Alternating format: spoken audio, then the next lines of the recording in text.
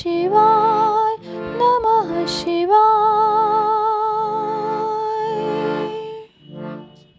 मल्लिकार्जुन और महाकाल नामक ज्योतिर्लिंगों के आविर्भाव की कथा तथा उनकी महिमा।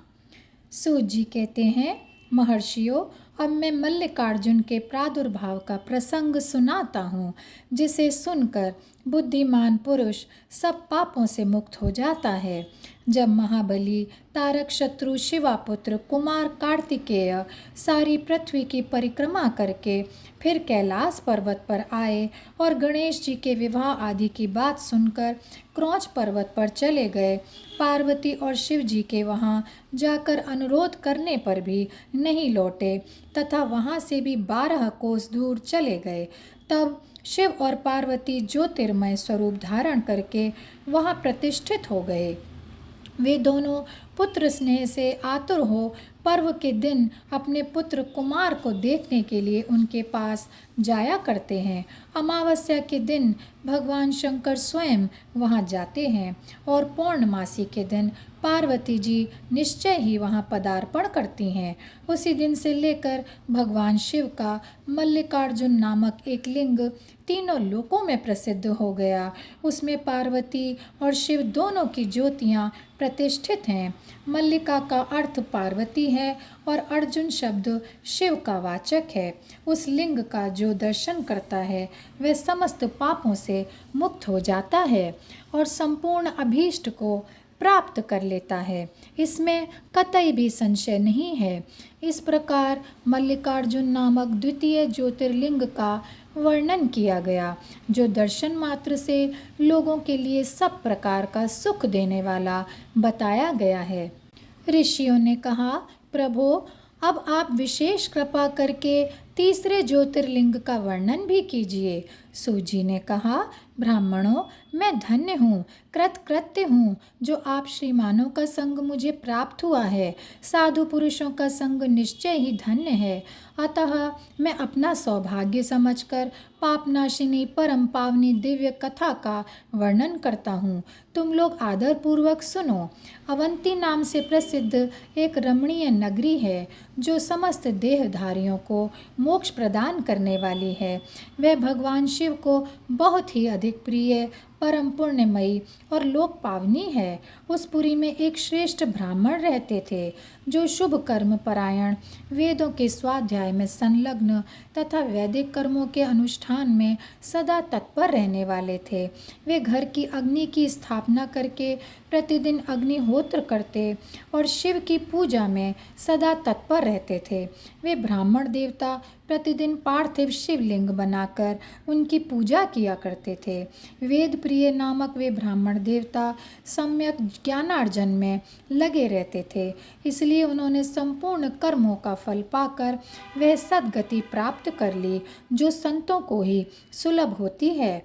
उनके शिव पूजा परायण 4 तेजस्वी पुत्र थे, जो माता पिता के सद्गुणों से कम नहीं थे। उनके नाम थे देवप्रिय, प्रियमेधा, सुकृत और सुव्रत। उनके सुखदायक गुण वहाँ सदा बढ़ने लगे। उनके कारण अवंती नगरी ब्रह्म तेज से परिपूर्ण हो गई थी। उसी समय रत्नमाल पर्वत पर दूषण नामक एक धर्मद्वेषी असुर ने ब्रह्मा जी से वर पाकर वेद, धर्म तथा धर्मात्माओं पर आक्रमण कर दिया। अंत में उसने सेना लेकर अवंती उज्जैन के ब्राह्मणों पर भी चढ़ाई कर दी। उसकी आज्ञा से 4 भयानक दैत्य चारों दिशाओं में प्रलयाग्नि के समान प्रकट हो गए, परंतु वे शिव विश्वासी ब्राह्मण बंधु उनसे डरे नहीं। जब नगर के ब्राह्मण बहुत घबरा गए, तब उन्होंने उनको आश्वासन देते हुए कहा, आप लोग भक्तवत्सल भगवान शंकर पर भरोसा रखें। यों कहकर शिवलिंग का पूजन करके वे भगवान शिव का ध्यान करने लगे। इतने में ही सेना सहित दूषण ने आकर उन ब्राह्मणों को देखा और कहा, इन्हें मार डालो, इन्हें बांध लो। वेद प्रिय के पुत्र उन ब्राह्मणों ने उस समय उस दैत्य की कही हुई वह बात सुनी नहीं, क्योंकि वे भगवान शंभु के ध्यान मार्ग में स्थित थे। उस दुष्टात्मा दैत्य ने जो ही उन ब्राह्मणों को मारने की इच्छा की, त्यों ही उनके द्वारा पूजित पार्थिव शिवलिंग के स्थान में बड़ी भारी आवाज़ के साथ एक गड्ढा प्रकट हो गया। उस गड्ढे से तत्काल विकट रूपधारी भगवान शिव प्रकट हो गए, जो महाकाल नाम से विख्यात हुए। वे दुष्टों के विनाशक तथा सत्पुरुषों के आश्रयदाता हैं। उन्होंने उन दैत्यों से कहा, अरे खल, मैं तुझ जैसे दुष्टों के लिए महाकाल प्रकट हुआ हूँ। तुम इन ब्राह्मणों के निकट से दूर हो जाओ।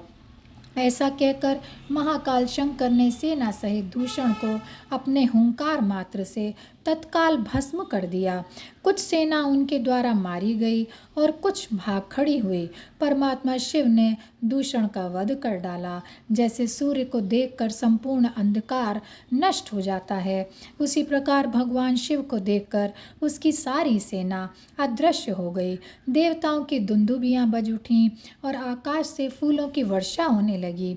उन ब्राह्मणों को आश्वासन दे सुप्रसन्न हुए स्वयं महाकाल महेश्वर शिव ने उनसे कहा, तुम लोग अब वर मांगो। उनकी वे बात सुनकर वे सब ब्राह्मण हाथ जोड़कर भक्ति भाव से भली भांति प्रणाम करके नतमस्तक होकर बोले। द्विजों ने कहा, महाकाल, महादेव, दुष्टों को दंड देने वाले प्रभो शंभो, आप हमें संसार सागर से मोक्ष प्रदान करें। शिव, आप जन साधारण की रक्षा के लिए सदा यहीं रहें। प्रभो शंभो, अपना दर्शन करने वाले मनुष्यों का आप सदा ही उद्धार करें।